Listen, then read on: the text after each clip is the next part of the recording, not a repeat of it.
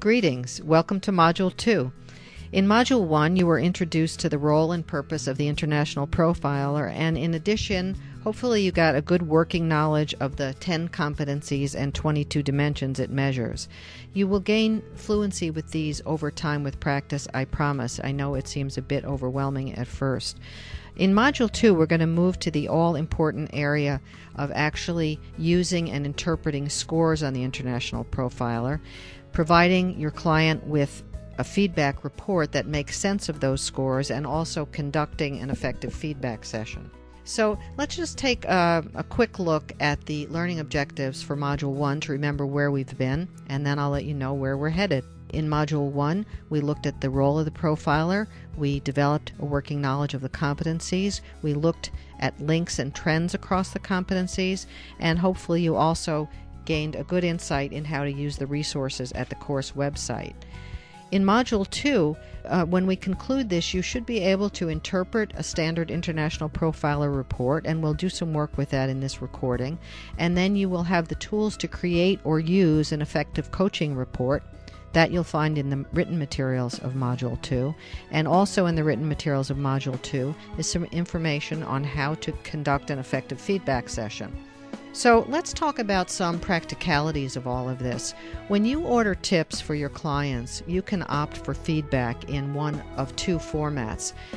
There is the standard report, and then there is the interpretive report. So the standard report is basically just the facts. It's biographical information that someone provides about themselves, and it provides the norm scores and range scores for that individual, and we'll say more about those differences in a bit. Or you can order the interpretive report, which includes the standard report, but then has some interpretive information with it as well. So that would include the biographical information, the normed and range scores, but also definitions of the competencies with pictures that suggest their meaning, and some indications about advantages and disadvantages of that client's 6 highest and 6 lowest scores. So you would send the interpretive report. It could be sent directly to a client as their feedback report, or you might use that to create your own customized report. In the case of the standard report, you'd never send that alone to a client. You would create a feedback report that goes along with it. And you choose one or the other of these formats based on how you plan to do it. And there is actually a pricing differential because of the kind of information that they contain. Now, whether you select the standard report or the interpretive report, it's still very important. A core competency of being a feedback coach is to be able to look at scores and understand them. So when you look at the written materials in Module 2, you'll have a chance to see samples of these, both of these kinds of reports, and over time you'll develop your own preferences about use. So let's take a look at some scores now and how these are set up. You should be looking now at an image of a blank score profile. Now, I realize that this is a little fuzzy and the words are small here. I'm not expecting you to be able to read this thoroughly. As I mentioned, you have these at the course website and can look at it closely. But this gives you a sense of how this is set up. You can see that there are areas of the score sheet that refer to the 10 major competencies, and then each one is further divided into the dimensions that comprise it. And if this were not a blank sheet, you would have for your client, there'd be a dot in one of the boxes in each of those 22 areas. And after a while, you'll be able to look at one of these pages and see the array of dots, and it will actually start showing patterns to you once you've gotten comfortable with the meanings of the various dimensions. So this would give you a sense of just the organizational structure. Now, when you actually get the scores, you will get two versions of scores. You'll get normed and range scores. Now, that's important, so let's talk about the difference in those two, because that can often be confusing for a new licensee. The range score actually gives you your absolute score on a scale of 1 to 10.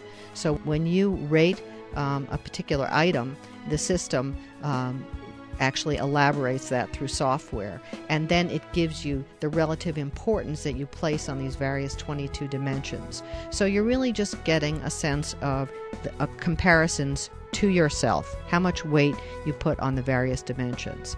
The norm scores, on the other hand, shows how that score in the range scores compares with all the other people in the database who have taken it up to that time, expressed in percentile terms.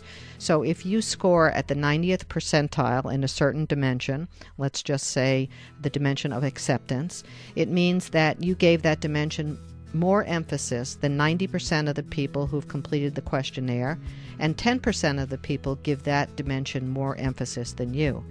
So the question is, in which do you use? Well, the answer is you use both of them because they both provide different takes on the same information. So the range score really talks directly about you and just the relative emphasis you put on various competencies. Then for a perspective on how you compare to other international professionals, you can consider the norm score. And different licensees tend to emphasize different ones. I will not advocate for one or the other, but you'll have a chance to see a little bit about how I use these in an upcoming example. So we're going to look at one sample score, and it's a very mini case here because I want to give you a sense. It's almost like looking into the thought process of someone with experience looking at a score sheet. So we have our friend here, Thomas, and we're going to look at the case of Thomas. Thomas is an educational counselor and a curriculum expert in a corporate education program in a large corporation. He works with subject matter experts around the world to get input regarding what's needed in engineering education programs. He also works with university faculty to influence curriculum development to meet corporate needs, and he's asked to understand localization versus standardization issues regarding educational needs in different regions where his company is located. And he provides educational counseling to prospective students, matching their needs with the correct program. So when I'm going to look at Thomas's scores, what kind of things do I look for in an initial pass? Well, I look at the salient high and low emphasis areas that stand out, just that may be very significant. When you look at the sheet, you right away notice what are the things on the outer extremes of the profile. You also look for what are the scores in high or low areas that would be most tied to his current or desired future role responsibilities. What does he really need to emphasize or de-emphasize? And finally, you look for significant trends or tendencies indicated by groups of scoring, and we discuss those in Module 1. For example, is there a constellation of push or pull skills or people skills or leadership indicators? What do we learn about communication skills? So those are the kind of things that we look for. So we're going to take a look at Thomas's normed and range scores with these kind of approaches in mind. Okay, on this screen we're looking at Thomas's range scores, and when I look at this score sheet, certain things sort of jump out at me.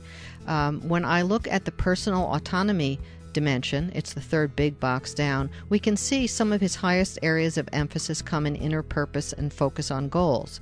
And if I go further down the sheet to the transparency dimension, there is also high emphasis in the areas of clarity of communication and exposing intentions. These are actually quite high scores for range scores, so I'm getting a sense that these are very high emphasis areas for Thomas. And then if I look on the other end of the scale, I'll see that certain dimensions are quite low. Learning languages actually is a zero, non-existent emphasis for Thomas in this area, and also low in the area of acceptance, information gathering, attuned. So I'm beginning to formulate some ideas about Thomas that perhaps he's someone who is on the push side of the equation because he's very strong in inner purpose and focus on goals. And because of some low scores in acceptance, in valuing differences, I'm a little concerned that there isn't some pull side to his profile. But I think I want to look at his norm scores to get further insight into this. Now here's Thomas's norm scores, and when I look at this I say, wow, he is really very high in personal autonomy, because if you look at the percentiles, he's 99, 98 percentile in inner purpose on focus on goals. So this is really confirming my sense that Thomas has a strong push side to his profile. And when I look at that transparency dimension of clarity of communication and exposing intentions, he's very, very high there. And the acceptance moves way over its 1 percentile. So I begin to see some things here that I think about. Personal autonomy, a strong push person. Now, this also means a person who is really very determined, who has good inner strength, a sense of direction, accomplishes things through focus on goals. So this is not necessarily a bad thing, but it's very strong. When I look at the transparency dimensions, these two in particular, to me, are broadcast communications, the way someone puts across a message. So he takes great care with how he puts messages across and does this very effectively. The three dimensions that relate to the more received side of the communication, active listening, attuned, which is the nonverbals, reflected awareness, a sense of how one is coming across, those are quite a bit lower. So I can see that while he's very careful in messages going out, he may need to put more care on receiving and processing messages coming in. And that kind of goes along with the push emphasis. The other thing that I notice here on the negative side is the low scores in cultural knowledge for someone who's working with students and subject matter experts around the world. Not a lot of emphasis on gathering information or valuing differences. But positively, I see a creative streak here. In the openness dimension, very high in new thinking and also spirit of adventure. Remember, Thomas is a curriculum developer, so we want him to be someone who's open to new ideas and creative ways of thinking about education. So these are not by any means all the dimensions of Thomas's profile, but I'm trying to give you a sense of the thought process. And with these thoughts, I'd begin to work on my feedback report and design my session, and I design questions to get at some of these issues for Thomas's profile.